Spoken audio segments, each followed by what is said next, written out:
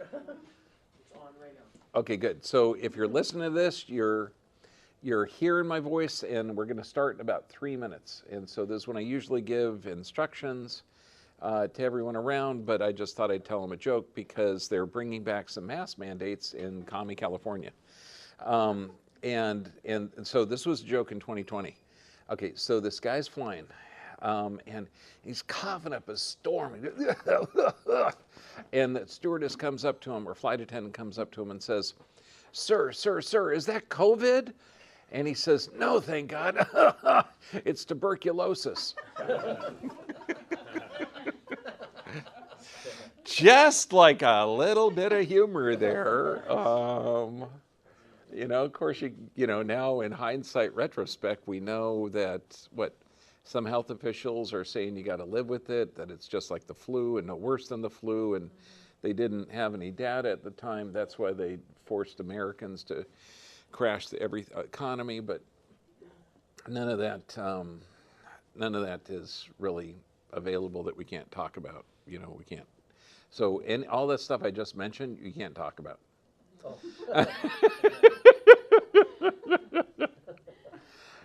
Because you can't give facts and data.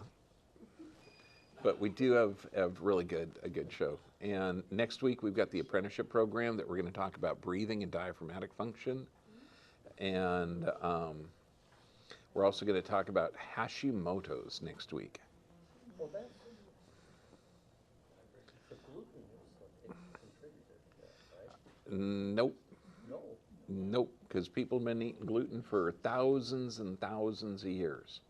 Then you might say it's the dwarf wheat that has different proteins. Nope. The dwarf wheat? Yep. Yeah, it went from 9 bushels an acre to 90 bushels or 80 bushels an acre. Yeah. That wasn't genetically modified. They just modified it old-fashioned way. I have an allergy. I reacted to gluten. There's got to be a leaky gut there, Doc. Oh. 30 seconds? Good.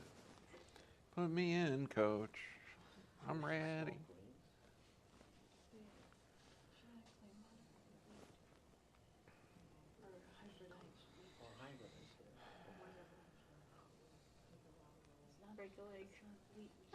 Thanks. Won't be my first.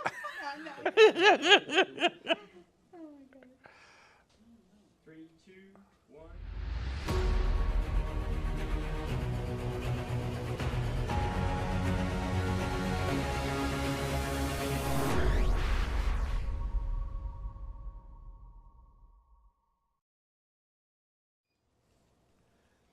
Yep, we're set. Welcome to True Health Tuesday, and the truth will set you free, despite what you've heard about censorship. Okay, so I just got to tell you, okay, this is, I put this up last year, a Candace Owen quote, and I think she's cool. She's rocking. Experts told you that with lockdowns, censorship, masking, and vaccinations, life would return to normal. Conspiracy theorists told you COVID was never going to end and governments would use it to usher in a totalitarian new world order. Who do you believe now? No, I'm not posing the question. I'm just saying that was interesting. Okay, so since we've been shadow banned, demonetized, everything else, we started a second channel on YouTube. So we can't put our deleted videos there, because they'll wipe us out again. We are putting our deleted videos on the Dr. B VIP site, and we've got all the handouts. So getting on this one, not only are you supporting us, which I really appreciate, but you're also able to get the handouts, the data that you can share with others, because we really got to get their health freedom back. And our apprenticeship program, we do the last Thursday every month, and it's high noon California time. Okay, doesn't that sound kind of like a Western? We're going to talk about diaphragmatic and breathing function, but literally how to breathe your way to health, like what breathing actually does in the system, and how the oxygen transfer, the health of the blood. We're going to talk a lot. And it's an hour-long class with a last week, or last month we did it, it was an hour-long Q&A. But it's fantastic. We're also going to teach techniques on how to get people healthy. and just simple stuff. It's really fun. Now, Extreme Health Academy, if you haven't been on their site, and I think it's Bergman 14, you get 2 weeks for free, get on there. The amount of data and information is incredible. But I'm going to be on there this Sunday for another 2.5-hour webinar. No, don't ask me when my days are off. Don't. Okay, this came out today. Okay, does anybody want to tell me the mantra that's been on for forever? Follow the science. Okay, like the science is something, okay? There's a really cool book out called The History of Nearly Everything by, I think, Bill Bryson, and just brilliant. 27 hours if you drive a lot, okay? But it talks about these brilliant guys, and I'm talking Kelvin, Newton, Einstein, that brilliant guys, and we're talking leaders of society, leaders of science, leaders of geology, leaders of astronomy, I mean, everything. Every leader, every science that you could imagine was wrong. They developed theories, and they were wrong. And they realized that science is very dynamic. Well, this article came out, today. From Medscape, okay, with recommending an article from Science Translational Medicine. How we treat acute pain could be wrong. Treating pain with anti-inflammatory medication like ibuprofen or aspirin may promote pain in the long term. What we've been doing for decades not only appears to be wrong, but appears to be 180 degrees wrong. You should not be blocking inflammation. You should be letting inflammation happen. That's what stops chronic pain. Inflammation is nature's pain reliever. And you might say, wow, wasn't last week my talk on inflammation? And I said the exact same. No, Medscape's not using us as references. Oh, that would be cool. And I just say, if there's a fair playing field where we could talk about anatomy, physiology, neurology, what helps human beings, okay, and what medical interventions that can be dangerous, man, meet me in the parking lot. I'll bring my information, you bring your information, we face off. What do you think, 30 paces? Okay, I'll kick their ass. Okay, so the 5 keys. Now, anything you do to your human body, you need to have these 5 things happen to you.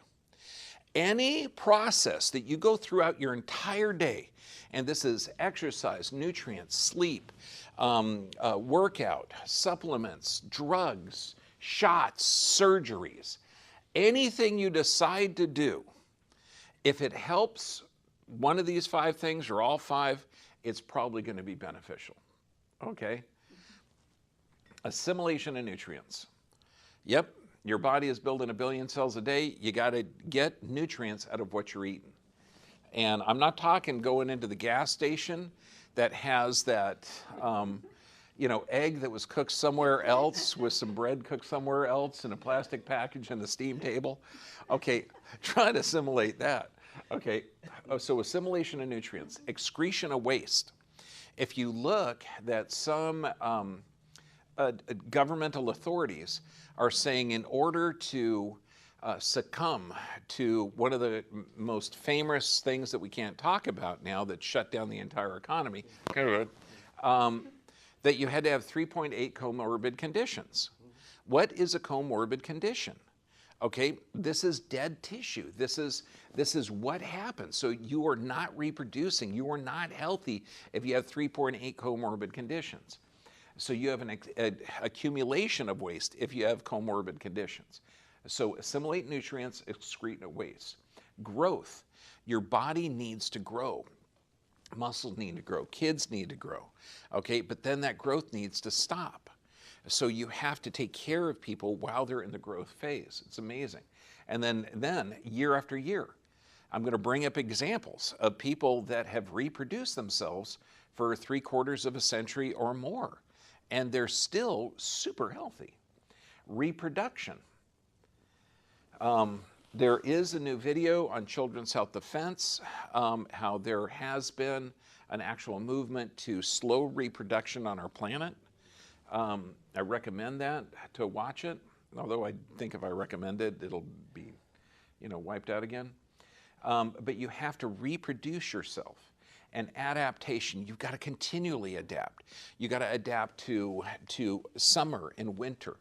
Everything changes. So assimilation of nutrients, excretion of waste, growth, reproduction, and adaptation. Anything you do, if it helps one of those, or if it helps all five, you're on the right pathway to thrive on the planet. We've got an automatic nervous system. And there's communication from the body to the brain and the brain to the body.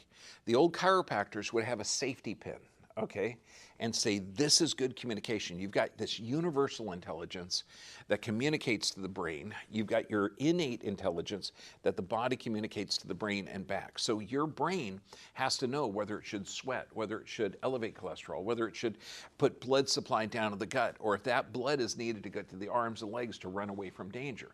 So this nervous system, you live your life through it. Now I know if you're looking at this sheet here, you might say, gee, high blood pressure, high cholesterol. Okay, my doctor says that those are diseases. No, they're not diseases, they're adaptations. He doesn't understand. This is how stress kills. Now, you may have heard that stress kills. I'm going to tell you one of the mechanisms. Now, you know, everybody knows that when you see a movie and somebody has a heart attack, what happens? They got to grab their left jaw, left arm, left everything, okay? That's because if you irritate the diaphragm on the left, where the heart is, it's connected to the left trapezius. Well, in doctor school, not the pharmaceutically trained, I'm talking the real doctor school, chiropractors. So if you irritate the diaphragm on the right side, okay, that tightens up the right trap. So if you have like gallbladder issues, that can be a chronic right trap. If you have liver issues, that's a right trap. So you have to be able to identify if it's a muscle spasm from some organic pathology or organ pathology, or if it's just a tight muscle. Now what happens under physical, chemical, or emotional stress, the liver has to process these stress hormones. And we're talking epinephrine, norepinephrine, cortisol, and it's got to process them. There's no off button for those. They've got to go through the body and do their job to get that body working under stress. So physical, chemical, emotional stress, this right trap is increasing in tone. Now you'll see this x-ray up here. This is the right side. This is a patient facing us. So the right side has that bend in the spine. So think of this, the sympathetic nerve supply to the heart. The heart has parasympathetic coming from the neck, sympathetic from the upper thoracic area. And you're going to learn this stuff if you attend our classes. Like most people have already learned this because I've taught this before. Okay, but think of this, physical, chemical, emotional stress. That right trap increases its pressure. So far, I mean, you know, horrible job, horrible relationships, no hope for the future. Again, those stress hormones are working harder, and the liver is called the emotion organ. That right trap gets more and more strained. All of those rotate over. Finally, pulls it so far, that's the sympathetic nerve supply to the heart. Bam, it fires a sympathetic charge down to the heart, putting the heart in ventricular fibrillation, stopping the heart.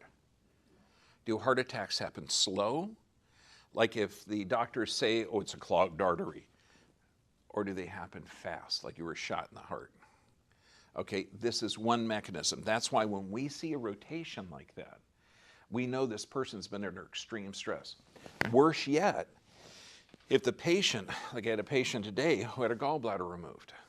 It's like, holy moly, that gallbladder stores and concentrates bile. Gallstones are literally, I mean, you can chop them up and they've got crystals in there from the stress hormones. So gallbladder sludge forms under chronic stress. Now, was she under stress 10 years ago before she had her gallbladder removed? She had to.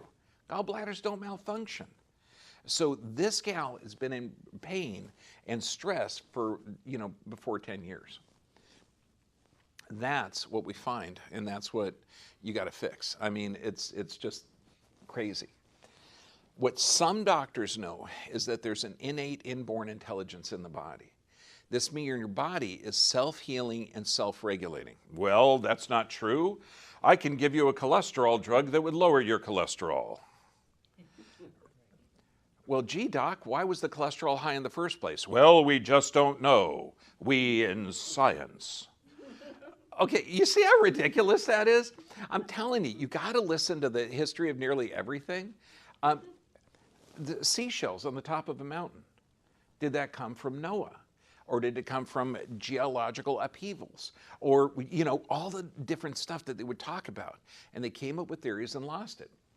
I'm telling you right now, the chemical theory of healthcare, like the more drugs you have, the healthier you are, okay? You know, Thurston Howell, Gilligan's Island, what do you have, man? That rich guy had a box of pills. He could cover everything, okay? Yeah, I watch old episodes, so that's as familiar to my brain as it was yesterday.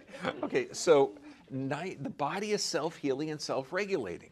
So if you're taking a drug to alter your physiology, which is chemical-based healthcare, which is creating the sickest population on the planet, ask your doctor, well, why is my blood pressure high? Why is my cholesterol high? I just read you an article that for decades, they've been prescribing non-steroidal anti-inflammatories that are destroying cartilage, increasing heart attacks, destroying literally the joints that they're trying to decrease the symptom of. It's insane. Genetic expression. If somebody says it's genetic, that is a cop-out. Because you can name relatives that you have that have similar genes that don't have it. So the difference between genetic and genetic expression, negative expressions of genes are only going to occur from toxic and deficient environments. And you've got to have that. You've got to perceive your nervous system or your environment through your nervous system. So these are not diseases. Okay, there are adaptations. And you can see blood pressure, inflammatory bowel, fibromyalgia, cholesterol, breast cancer. All of these things are adaptations. And if somebody back home right now is saying, well, you know, my sister had the BRCA gene and she developed breast cancer. Yeah, she also, based on the side of where it was, okay, that was a toxic environmental influence. And you probably have it, or you can name 3 or 4 cousins that have it that don't have that. So there has to be a causative factor. These are not diseases, these are adaptations.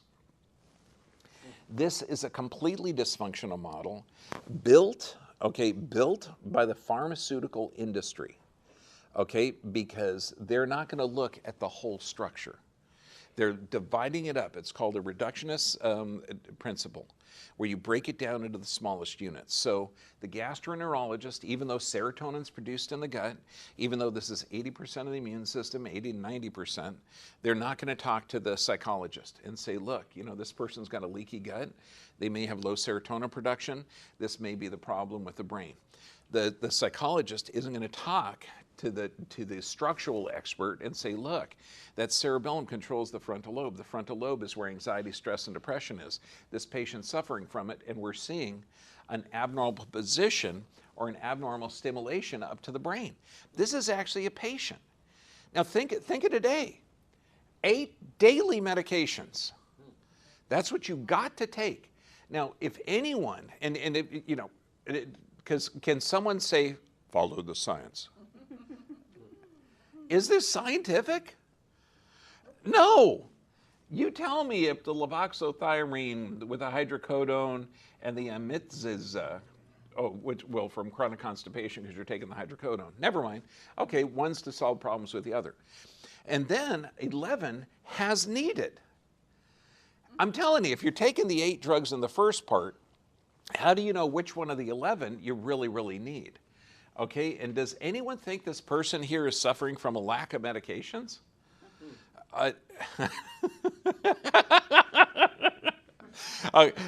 Sorry, the pharmaceutical rep in the audience has a question. No. No, we'll talk afterwards because we're filming. So the gut-brain connection. Oh, I'm sorry, John, we're going back. Okay, that's a leaky gut. Now the gut-brain connection. Okay, 80 to 90% of the nervous system or the immune system is there. Okay, this is everything. Your body has to what? Assimilate nutrients. So anything that negatively affects that gastrointestinal tract negatively affects you. Okay, so if you know that every medication can alter the gut flora, and this is antacids, this is pain relievers, this is blood pressure medications, this is cholesterol medications, it's altering the assimilation of nutrients. Excretion of waste. I know she was taking a drug for that.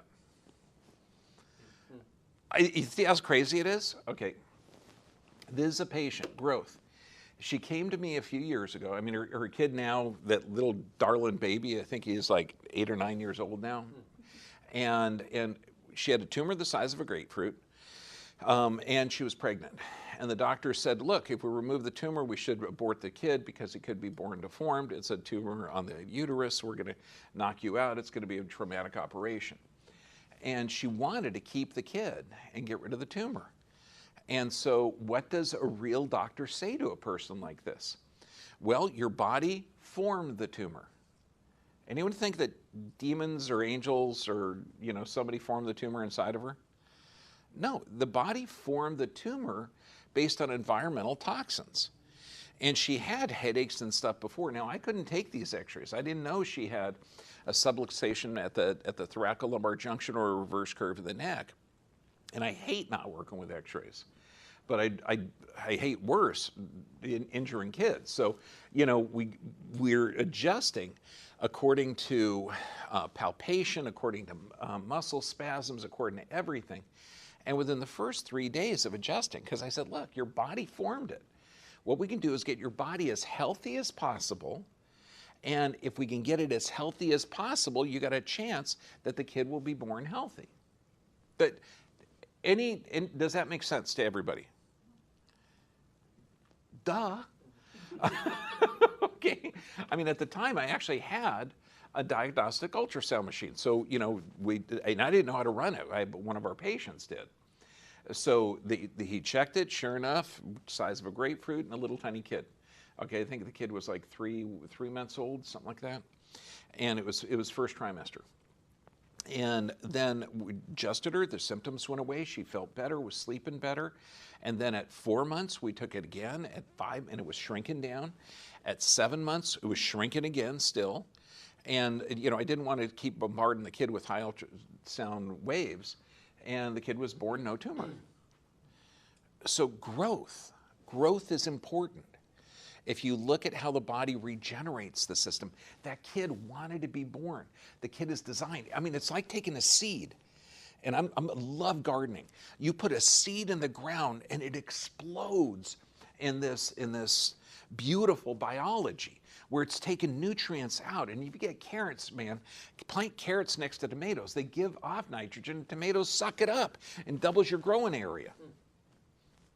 I know. There's actually a book called Carrots Love Tomatoes. Okay, so reproduction. The body replaces itself, continuing, maintaining homeostatic expression over time. Here's an 80-year-old gal, okay, 80 years old, and she's taken omeprazole, which is an antacid, and Aleve. We already read that the medical system is now realizing, wow, if you give pain relievers, it prolongs the pain, destroys the joints, and is not good for the patient. It's called patient outcome, okay? Yeah, the antacids are the same. And we're looking at her blood here. When you're decreasing the acid in your stomach, you decrease your ability to absorb minerals. This means every antacid. So what did she have? She had mineral deficiency in her blood. Okay, because no one told her don't drink water a half hour before a meal, during a meal, or a half hour after. That you need acid in the stomach in order to process the nutrients. And you can see her low back. Obviously, that's not straight up and down. There's, you know, you live over 3/4 of a century, you're going to have some trauma. And you correct that trauma, oh my gosh, she gets better. Adaptation. Here's a young gal with a calcified granuloma right behind her sternum. Now, again, think of this. Every tumor, the body formed it based on environmental stimulus. The body formed it. So this is the body adapting to chronic stress, chemically induced stress or physically induced stress. I mean, the body is always going to adapt. And I could show you a dozen calcified granulomas on kidneys, on livers, on everything, where the body walls it off. I mean, the body's smart. This is really fun. Healthandlovepage.com. The most dangerous prescription drugs. And this person had 7 of them. Sleeping pills. And we've covered this before. The sleeping pills actually increase dementia, but also over-the-counter sleeping pills boosted the chances of developing a stroke. A stroke more than if you drank heavy, had family stress, smoked cigarettes, had heart disease, and high blood pressure.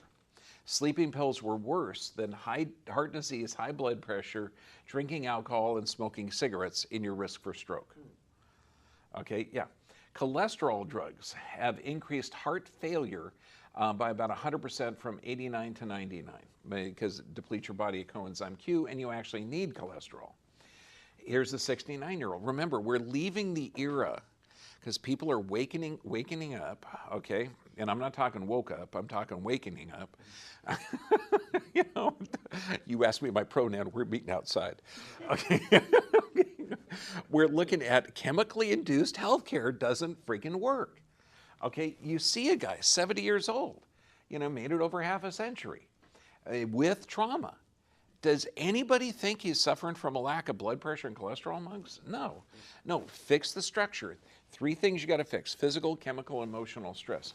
Blood pressure drugs lead to chest pain, edema, breathing problems, hypersensitivity, and increases the risk of heart failure, cardiac arrhythmias, and liver failure. But your blood pressure is more normal, okay?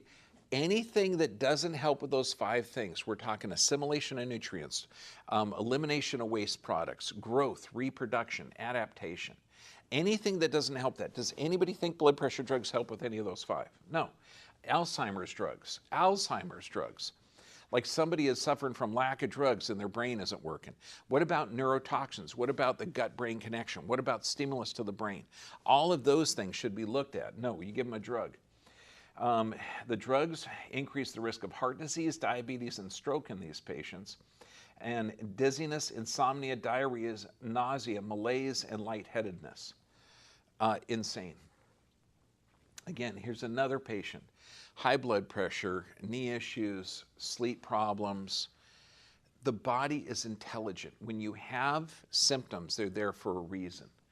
Arthritis drugs, they just came out with an article about that we read, you know, that they are not drugs for arthritis. When I see a patient write down arthritis drugs, oh, you mean non-steroidal anti-inflammatories, the drugs that promote arthritis? They promote destruction of the joints? Okay, it's like the type 2 diabetes drugs shouldn't be called type 2 diabetes drugs. They should be, oh, here it is, the next one. Adverse drug reactions found that individuals using this developing liver hepatitis, liver damage, unmanageable bleeding, and blood in the toxins. Now, that's not only what the diabetes type 2 medications do. If you lower blood glucose 9%, you have a 19% increase in death, according to the British Medical Journal. No one is suffering from a lack of drugs when type 2 diabetes can be corrected. And I'm corrected in like 30 to 60 days at the outside, as long as you're getting the person healthy. Breast cancer diagnosis. Left side, left chest, seeing inflammation. Now, she didn't have a breast cancer diagnosis. But then, when she felt the lump, she saw this, everything else. It's like, oh no. And then how do you want to handle it?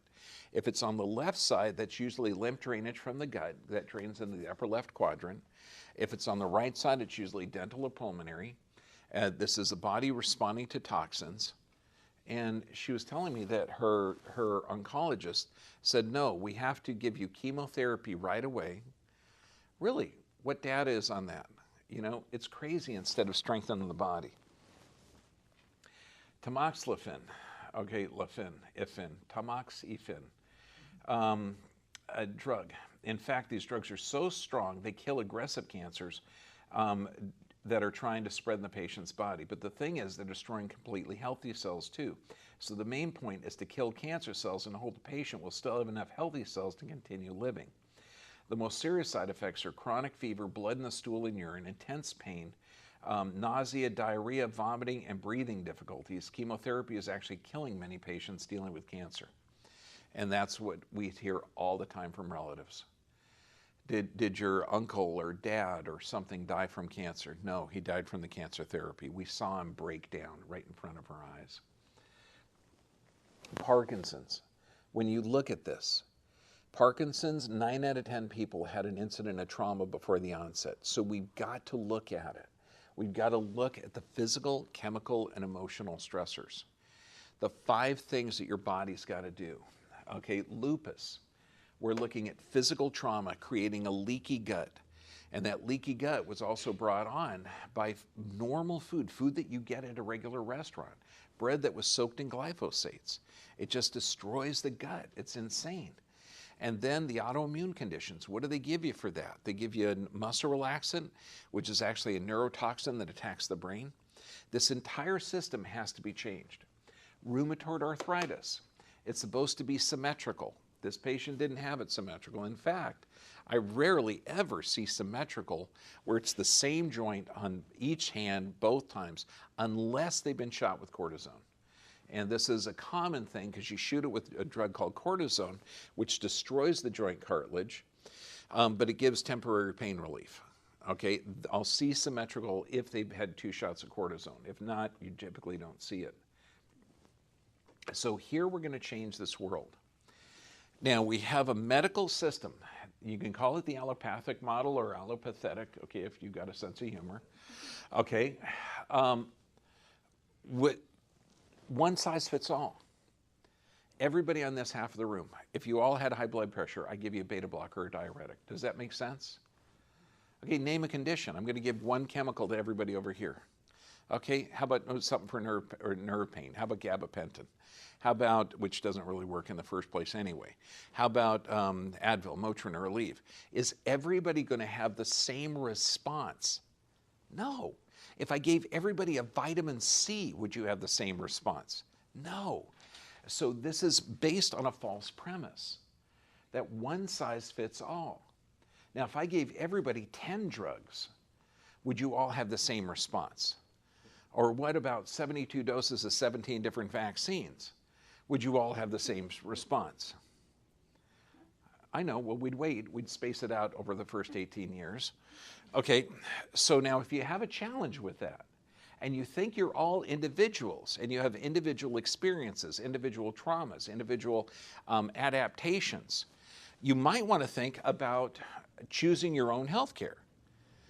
Granted, making choices for oneself is hard. That's why the government is so nice at making them for us. Okay, yeah, I'm going to put the Indian suit on and throw the tea in the bay. Okay, anybody with me? Okay, yeah, baby. Individualized care. You decide what's best for you. You look with the 5 principles. Anything that helps those 5 principles is going to get you healthier. If anything doesn't help you assimilate nutrients, eliminate waste products, growth, reproduction, and adaptation, it's not helping you. So if some idiot comes in and says, it's this horrible disease. Wait, what did Shakespeare say? Pox be upon thee. Oh, no. Okay, you know what I mean? It's insane. Don't go along with that. Don't go along with the narrative. Turn the channel. Get off of it, okay? Or look at some real data, and that means get on the Dell Bigtree, the Highwire. Look at the drbvip.com site. Look at Children's Health Defense, okay? Because we're going to be talking about this in the next half. And I think it's criminal that we can't talk about it in this half. So when I put these things up, the 5 keys, nerve supply, exercise, nutrition, sleep, and prayer and meditation, that's literally what you need every day. And if you have a lack of ease or a dis-ease, it's the body adapting correctly.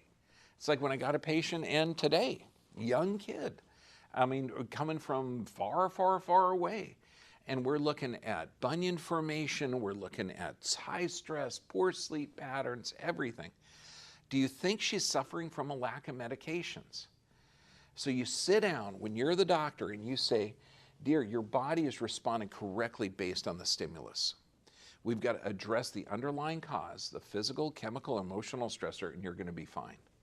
And you can tell them that. Why? Because you're not working with a toxic chemical that you have no freaking clue at what its reaction in the body. Okay, that's why the medical system is so messed up.